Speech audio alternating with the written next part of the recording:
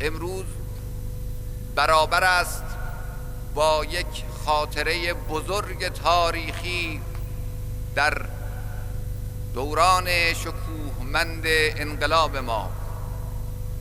برابر است با روز ورود امام پس از دوران طولانی تبعید به کشور. در سال گذشته مانند امروزی تهران و شهرستانها و گوشه کنارهای این کشور صحنه انگیزشی عظیم از سوی مردم بود.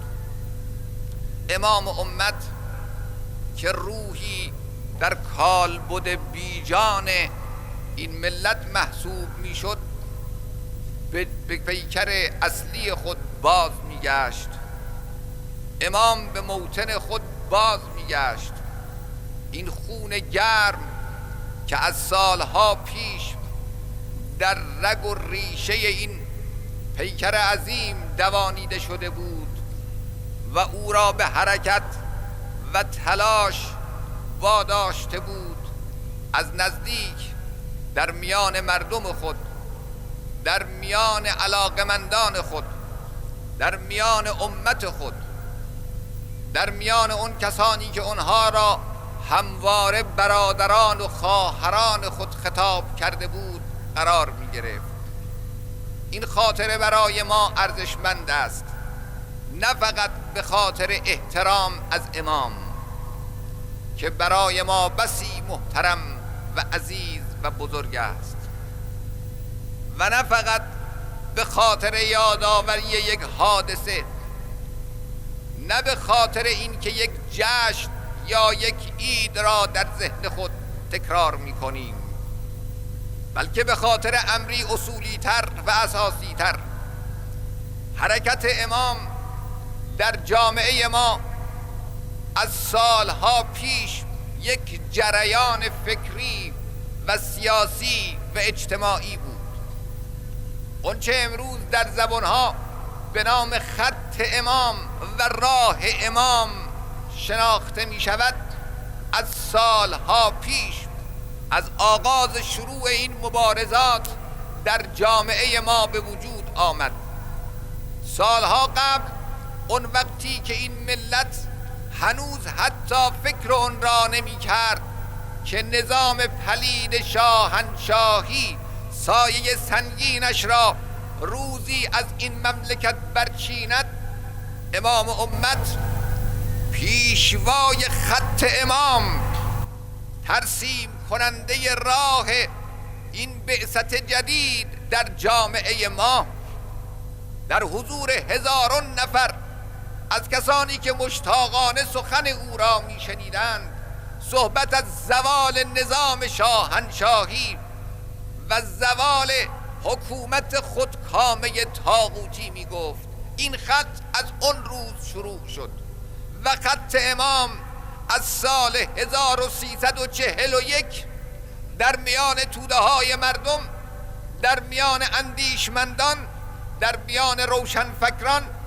در میان همه قشرهایی که سری با انقلاب و نهضت و جنبش داشتند، تدریجاً جای خود را باز و بازتر کرد و به حوادثی انجامید و بالاخره اون روزی که توانست همه ملت را یک پارچه در خود بگنجاند، با یک حرکت و با یک تکان نظام پلید شاهنشاهی و دژ قوی و مستحکم استعمار را از این منطقه برکند. اون چه باقی مونده است پر و پایه‌ای ندارد.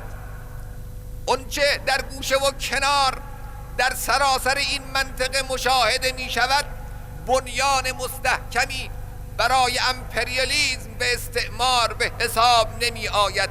میخ اصلی، استوانه اصلی در ایران بود و او به همت شما مردم و با پیروی از اسلام و با پیروی از راهنمودهای امام این امت برکنده شد و دور افکنده شد. اون چه برای ما مهم است در مثل امروز یادآوری خاطره است که برای ملت اسلام حکم یک جریان فکری و سیاسی را دارد. اون جریان فکری و سیاسی را ما باید در جامعه خود حفظ کنیم. آحاد ملت، مسئولان امور، اون کسانی که زمام امور مملکت به دست اونهاست یا به دست اونها در آینده خواهد بود انشاء الله، باید این خط را همه ما حفظ کنیم. این ضامن تداوم انقلاب ما خواهد بود. خط امام یعنی چه؟ یعنی جهتگیری های سیاسی و فکری و اجتماعی امام در جنبه ها و جناح های مختلف.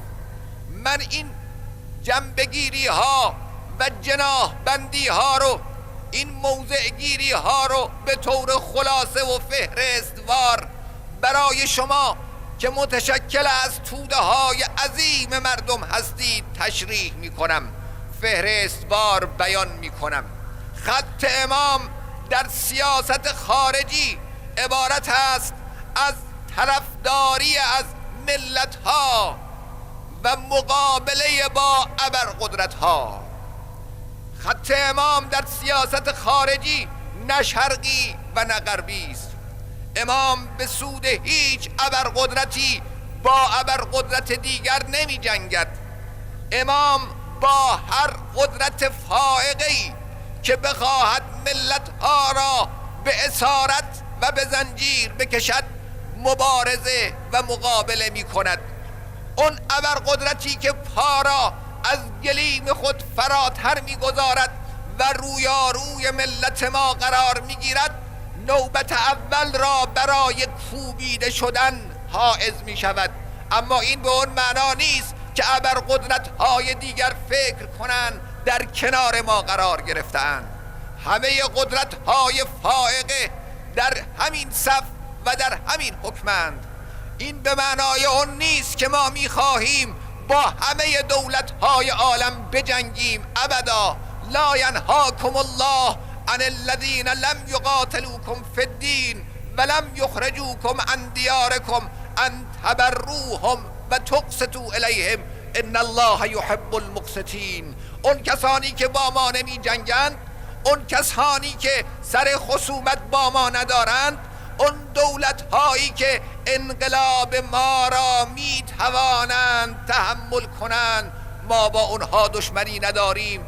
امام پیام محبت آمیزش را به همه این قدرت ها داده است به طور عام و کامل. یعنی این حقیقت را بارها بیان کرده است که نمیخواهد با همه قدرت ها مقابل باشد. اونهایی مقابل امام و خط امامند که سر ناسازگاری با انقلاب ما دارند. پس قدرت های بزرگ عالم بدانند تا وقتی در مقابل این انقلاب، در مقابل جهتگیری ها و هدفگیری های این انقلاب قرار دارند، با هر شکلی ولو در پوسته‌ای از ریا و نفاق هم قرار بگیرند، خط امام یعنی خط انقلاب اصیل اسلامی با اونها می جنگد. و نیز موضعگیری امام در سیاست خارجی حمایت از همه جنبش هایی است که علیه ظلم و بیداد در سراسر جهان مجاهدت و فداکاری می کنند. امام از جنبش های اسلامی و از جنبش های مستضعفان حمایت می کند. ملت ما هم باید حمایت کند، دولت ما هم باید حمایت کند، سیاست های حال و آینده خارجی ما هم باید حمایت کنند. امام در سیاست خود همواره به ملت ها تکیه دارد. اصل را با مستضعفان می داند. در داخل کشور هر حکمی، هر قانونی که در خدمت مستضعفان باشد مطابق خط امام است. امام اسلام را حامی مستضعفان می داند. بارها و بارها فرموده است که در انقلاب ها، در اون تظاهرات پرشکوه و البته خطرناک، ببینید از کدام قشرها و طبقات مردم جان دادند، خون دادند جز از طبقات مستضعف. امام میداند که بار این انقلاب را طبقات مستضعف ملت بر دوش داشتند و این انقلاب در جهت اونهاست، این انقلاب در خدمت اونهاست. این به معنای اون نیست که ما فرمولهای اقتصادی و اجتماعی خود را از کسانی، از مکتبهایی و از دولتهایی خواهیم گرفت که اونها هم به زبان دم از مستضعفان میزنند. ما خطمون خط اسلام است، خط فکری اسلامی، و اسلام طرفدار مستضعفان است. و نريد ان نمن على الذين استضعفوا في الارض و نجعلهم ائمه و نجعلهم الوارثین. وارث زمین، وارث ملک، وارث قدرت مستضعفان هستند. امام طرفدار مستضعفان است. امام در داخل مردم طرفدار آزادی های سیاسی و اجتماعی است. امام موافق نیست که کسانی به جان کسان دیگری صدمه وارد کنند یا به حیثیت اونها به خاطر اینکه مایل نیستند اونها را آزاد ببینند. اون چه در جامعه ما در گوشه و کنارگاهی اتفاق میافتد، کسانی جمع میشوند تا حرفی بزنند، کسان دیگری به جان اونها میافتند. این در خط درست انقلاب ما قرار نمیگیرد. این منافات با آزادی های اساسی و سیاسی دارد. همه برادران مسلمان، همه خواهران مسلمان، همه مؤمنان به این انقلاب باید بدانند که فضای جامعه اسلامی فضای بازی است، فضایی است که صاحبان اندیشه های مختلف می توانند سخن خود را و عقیده خود را ابراز کنند. در مقابل حجت و دلیل قاطع هیچ اندیشه‌ای نمیتواند تا به مقاومت بیاورد. به جنگ افکار رفتن فقط با بیان فکر و اندیشه ممکن است ولا غیر. این که کسانی بخواهند به شیوه‌هایی متوسل بشوند به کسانی حمله کنند، اونها را مورد آسیب قرار بدهند، یقینا این بر طبق روال و رویه اسلامی نیست.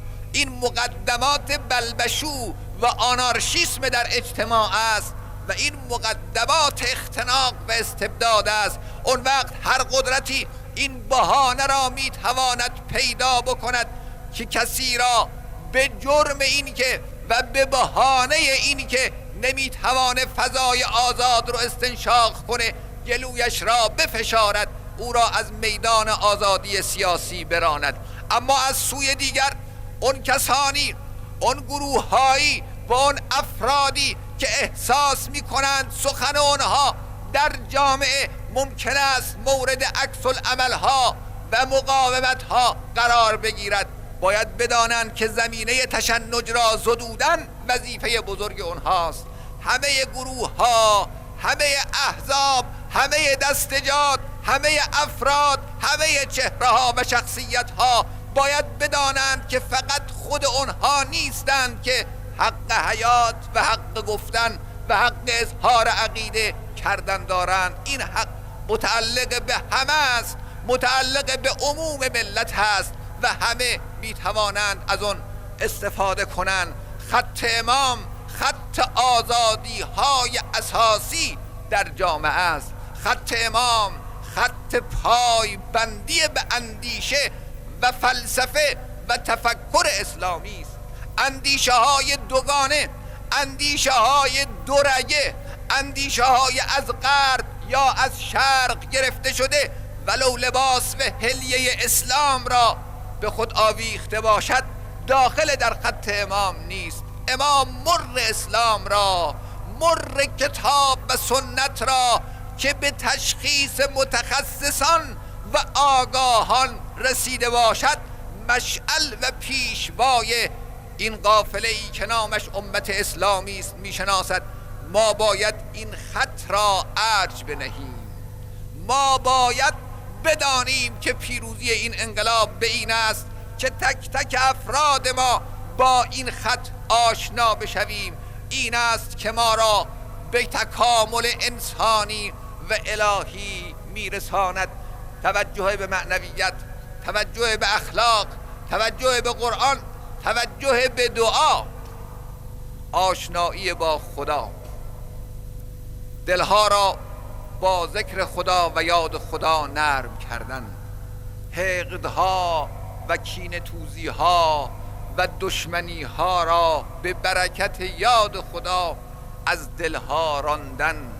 اینها خطوط اصلی انقلاب ماست. اینها چیزهایی است که دل را برای تقوای واقعی آماده می سازد.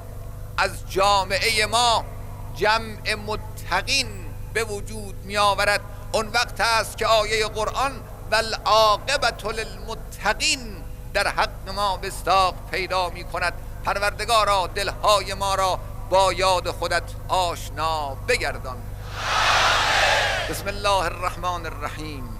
اذا جاء نصر الله والفتح ورأيت الناس يدخلون في دين الله افواجا فسبح بحمد ربك واستغفره انه كان توابا.